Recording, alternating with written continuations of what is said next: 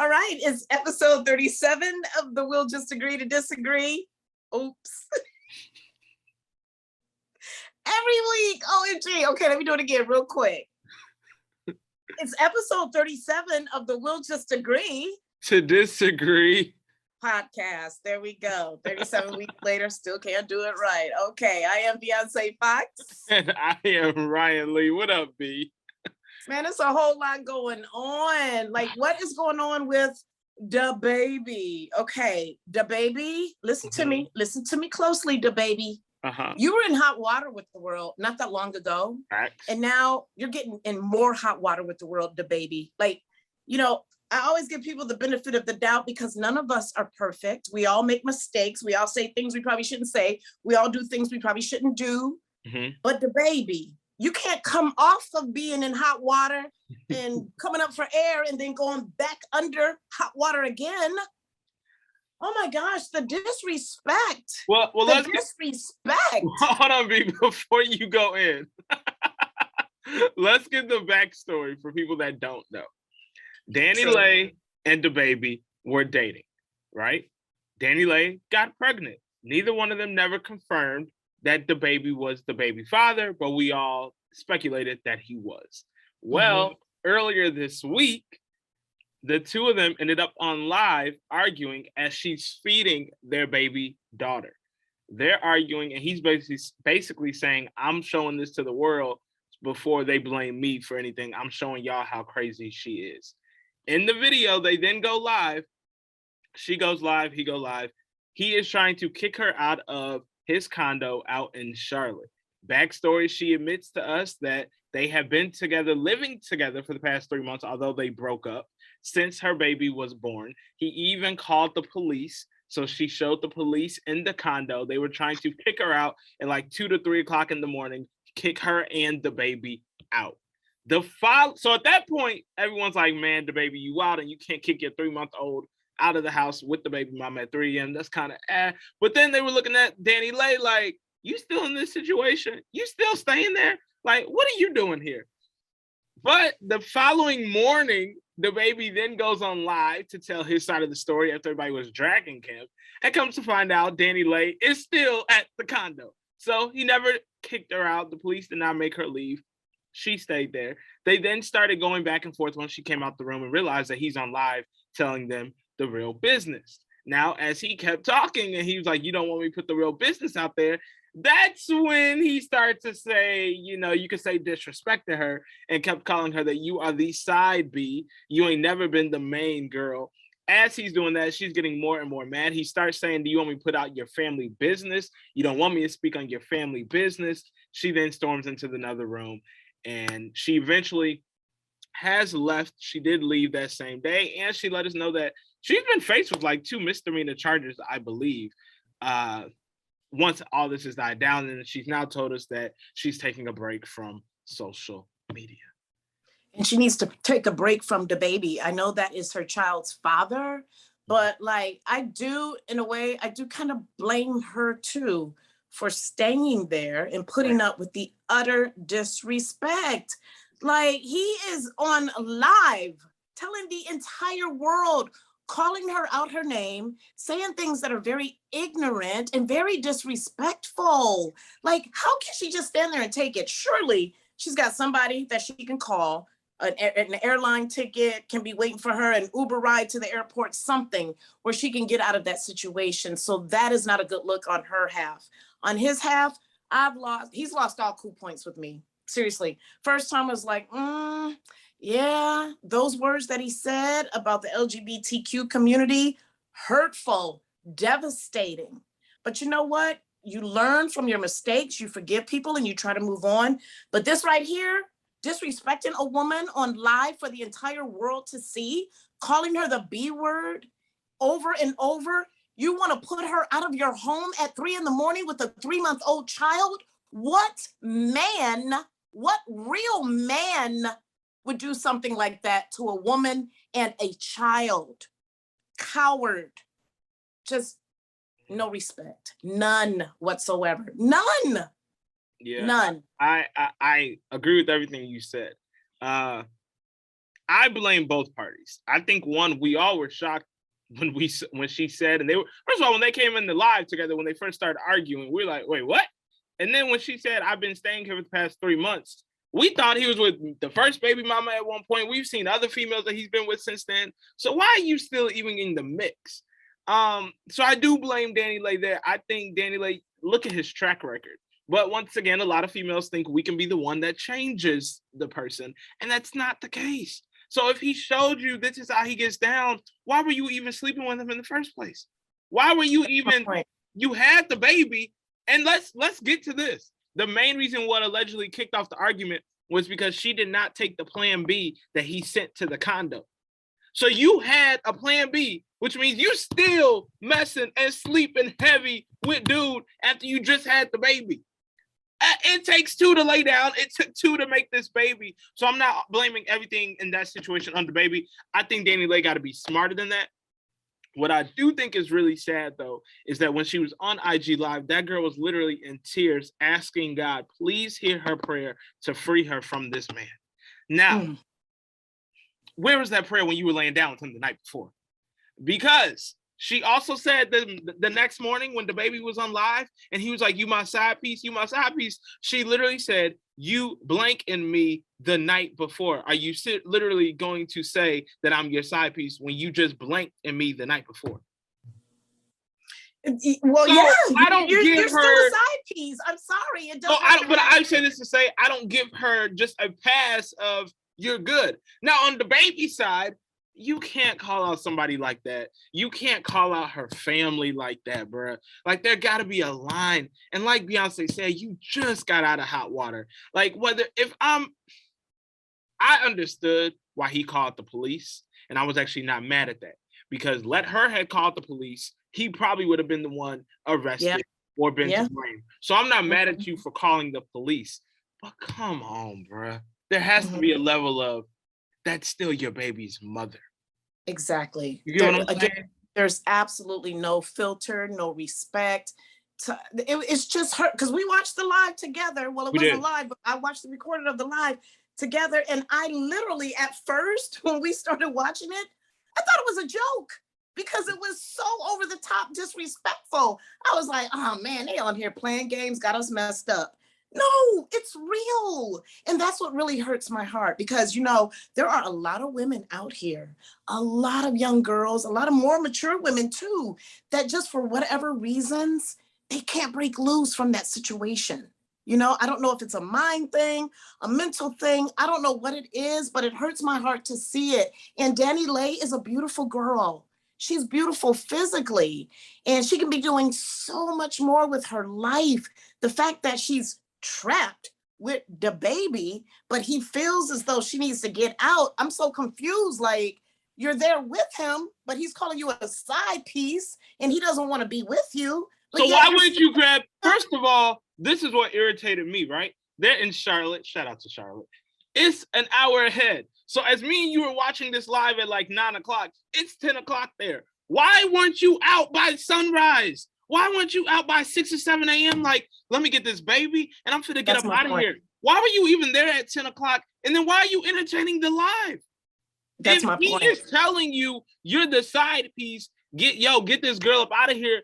Why are you hanging around chilling, laughing? You mad, but then you laughing, girl, boy, you blame, you this and that. Why are you even on the live? That's what I'm saying. There's something deeper to it. There's something deeper to it because guess what? If someone is abusing me, God forbid, whether it's emotionally, verbally, physically, mentally, I'm gone, period. And I know we know easier said than done, but I'm going to do whatever I can to get out of that situation. And it doesn't seem as though there was any physical harm. I hope there was not. Hopefully there wasn't. But I'm just saying the police were called too. Yes, why are you still there? She's got family, apparently, because her brother now wants to beat up DaBaby. Let me also say this, though. Where's that brother? I know he's in the hospital, just got out of the hospital. They're in West Coast, because he kept on saying, when you come out West, I got you. But let me say this. Unfortunately, B, I don't think this is the end of him. I don't either, and that's the sad part. That's the real sad part. I don't know who's manipulating who or who has something over the other, but the whole situation is very, very sad. And it just makes my heart hurt to see that, you know, these are successful in society's eyes, successful people, young Black people that can be doing so much more. And it's turning into this mess. Where's the example you're trying to set? Ah. Yeah. DaBaby, yeah, my respect level for him, 0. Yeah, Period. I pray she gets out of that situation. I pray they find a way to co-parent. And I don't know, DaBaby, like, I like his music, so it's tough. I do too. But I think really he has do. a lot of. Is it mature? Like, how old is he? I mean, I don't know. Mid-20s, maybe. I mean, too old to be acting like that. I don't care how old you are. You don't go on live and say those nasty things about someone you have a child with. Especially. You don't say those things at all, but you especially have an infant child with this woman. We didn't even talk about this. During the morning when they did the live, later that afternoon, he went on live again with DaBaby to show, like, I'm a good father. I have the baby here. But this was the world's first time of how we got to see the baby girl. And that's when DaniLeigh got mad again on Instagram. And it was like, wow, like, this is y'all first time seeing the baby, him holding her. So he also kind of disrespected, like, he didn't even allow her to present however she wanted to of the newborn. He was just on live feeding the milk with the baby. So you saw everything. So according to Google, DaBaby is 29 years old. You are almost 30 years old and you're acting like this? No, sir. And you have a very successful career? No, sir. And you have a platform where you can be an example to other Black men, young guys who want to be out here being a rapper or something? No, sir. No, sir. No, sir. Well, I think it's safe to say DaBaby is canceled in Beyonce's book. Yeah. Yeah. Sad. I love his music. I'm not gonna be one of those people like when it comes on the radio, I'm gonna turn the radio. No, it's not that serious. Well, you ain't that way with some other people. Yeah, you're right. That's a whole nother podcast. Who have done way worse things. And we are going to now talk about interracial relationships, okay? That relationship with DaniLeigh and DaBaby needs work. But I will say this on a serious note, sisters, no matter if you're young, 30s, 40s, 50s, it doesn't matter.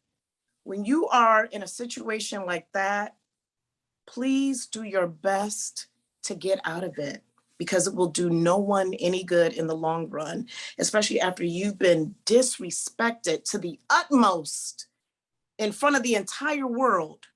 You know, I know, again, it's easier said than done, but there are places that can help you. There are resources that can get you help, but no woman or man, in some cases, ever deserves to be abused, whether it's mentally, physically, verbally, emotionally, ever.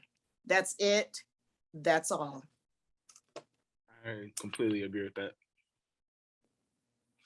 Interracial relationships has nothing to do with that relationship, but it's just a topic because I find it to be very interesting that every day when I'm watching TV, Ryan, I see so many commercials and advertisements with interracial couples, and I love it. It's everywhere. Like when you go home tonight and watch television, I am gonna pay attention to the commercials. I'm going pay attention, man. When I tell you, like 7 out of 10 commercials features like a Black woman with a white man, or a white man with the Caucasian woman, or you even see the mixed children. You know what I mean? The biracial kids. I love it.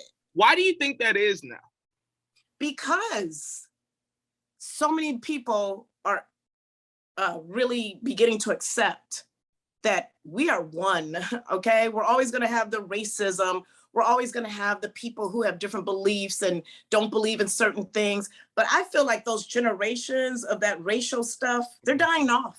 They're dying off.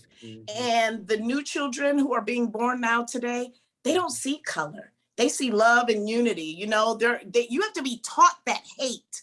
You have to be taught that. You don't come here knowing that, oh my gosh, that person's Black. Well, I shouldn't like them. Or, oh my gosh, that person's Asian. Well, I shouldn't like them. No, that is being taught to kids. And I come from a family that's like a rainbow. I have a niece who's Mexican. I have another niece that's Mexican. I have a sister-in-law who's white. I have a brother-in-law who's from Belize. I have another brother-in-law who's white. I mean, my family has never, ever seen color, because at the end of the day, we're all God's children and we're all the same. You know, we all love, we all bleed, we all need this and that. We're all the same. So I've never been one of those people like, oh, I will only date a Black man, or I would never date a white man, or I would never date that. My parents taught us differently. And I don't think there's anything wrong with that. And then, you know, I also grew up in a Christian household where, shoot, God loves us all the same unconditionally. So why should we treat other people different? I just think it's real interesting. Here's an ad too from iHeartRadio. They want us to enroll, right, in our benefits. And here is one of those examples of advertising interracial relationships. You got the white guy and the Black girl. I think it's so cool. I just think it's such a cool thing. And then, you know, when I go places, when I travel the world and I'm out of the country, in the country, you see different races together.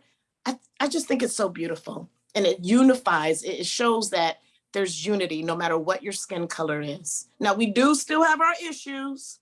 Don't get that twisted. We will always have those issues because there are some generations that continue that mess of the hatred of different races and such.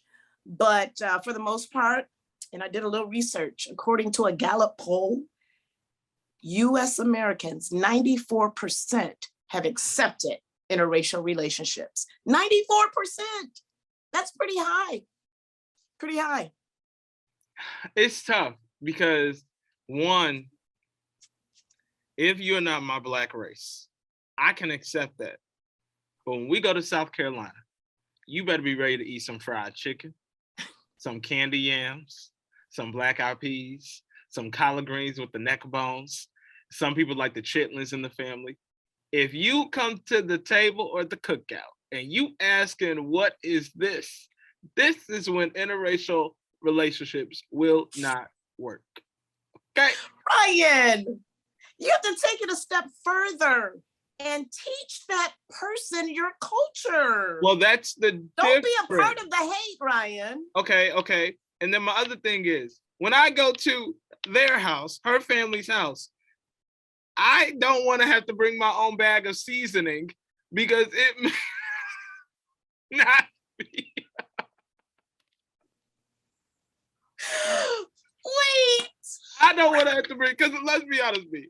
Growing up, you know, you would go to some of your Caucasian or other nationalities, families' house for dinner, and you'll be like, yeah, this ain't hitting. Like, I got to eat something on the way home. That's when my question, not really. Well, you know, you are a different one, B. You are different. That's low key. I'm good with the hummus. I'm good with the hummus and the pumpkin pie, low key. Like, why you trying? Oh, y'all gotta help me, B. I'm straight with it. Y'all gotta pray for me. This is my questions. This is when I'm primarily a part of that 6% that doesn't know if I'm on board or not. But no, in all seriousness, no. I went out to brunch this weekend with some of my friends, right? And we were talking about dating in our generation. And one of the girls brought up a really good point. She said she really only wants to marry a Black man. And the reason behind it was she feels like if she marries a white man and they have kids and they have a son, will that white man understand what his son has to go through and live through in the society that we live in today? Good point. So she was like, for example, will that white man know how to explain to his son when you get pulled over by a cop how to deal with that officer so that you make it home alive? And when she said that, you know, I knew we had talked about having this conversation, but I really did think about that. Like, when you marry a different race, if you are Black, will that race always fully understand what it's like to be Black? Because although we can say we don't see color and this and that, that's a blessing that you were brought up that way. But majority of the people in this society were not brought up this way. So you may not deal with a cop that says, I don't see color. I'm going to treat you like I treat that white person. So I guess that's the only, and when she said that, I was like, I am for interracial dating and I love it too. I love it, right? I love mixed kids. I love mixed babies, all that. But that did think like, yo, if she was to marry a white guy and they had a son together, will he understand that nature of it? Mm-hmm. And yes, you can be taught those things, just like you said, I can teach them about the food, but there's some things that you have to live through and to go through to understand what we're coming from. Absolutely. And I would assume and I would hope that if a white man is with a Black woman and they have a child together, that both parents would teach that child, not just the mom because she's Black, but the husband too. And I would hope that he would have some sort of understanding before he even married that woman, right, and have some knowledge of the culture and what we have to go through as Black people, and that their son would be okay. Case in point, my brother-in-law is white. My sister is Black, obviously. Mm-hmm. My nephew, you know my nephew, Nehemiah. What up, Nehemiah?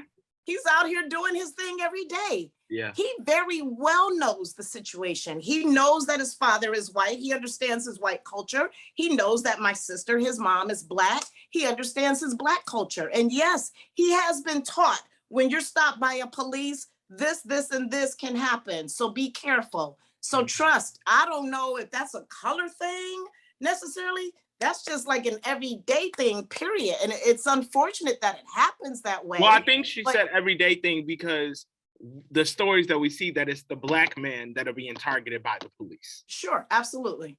Absolutely. I do get that 100%. But again, as you marry someone who's from a different race, I would hope that you would understand the culture, you know, prior to marrying that person, or once you marry them, you would learn the culture for the rest of your life. I mean, it's a learning process. And unfortunately, there are some Black people out here who live in certain neighborhoods that don't even acknowledge their skin color and don't even teach their children what to do if they're stopped by a police officer. And they're Black. You know what I'm saying? So I get what you mean. I totally get it 100%, because there are a lot of differences in the culture. My first white boyfriend, I was in 5th grade. His name is Daniel Flaherty. I will never forget him. Little Italian Irish boy. I lived in Minnesota. And you know, interracial relationships are different too by region. Because in the South, it's not quite as accepted as it is in the East and the Midwest and the Northern states. And when I was a child, like in grade school, I lived in Minnesota, St. Paul, Minnesota, a little city called Maplewood outside of St. Paul. And man, you saw Black men and white women everywhere. It was so normal. It was so normal. But then if you go down South, you know, that's still kind of frowned upon a little bit, even in 2021. But it's just something to think about. I'm just so happy that I see the evolution when you watch TV tonight and you look at all the different ads with the different couples that are interracial. I think it shows the world and society that, look, we got to put all these differences aside and learn to love one another and dwell within this earth with each other and get along with each other and respect each other, period. Because guess what? My skin's always going to be this color. Period. It doesn't mean I'm a bad person. It doesn't mean I can't do certain things. It doesn't mean I can't excel in life.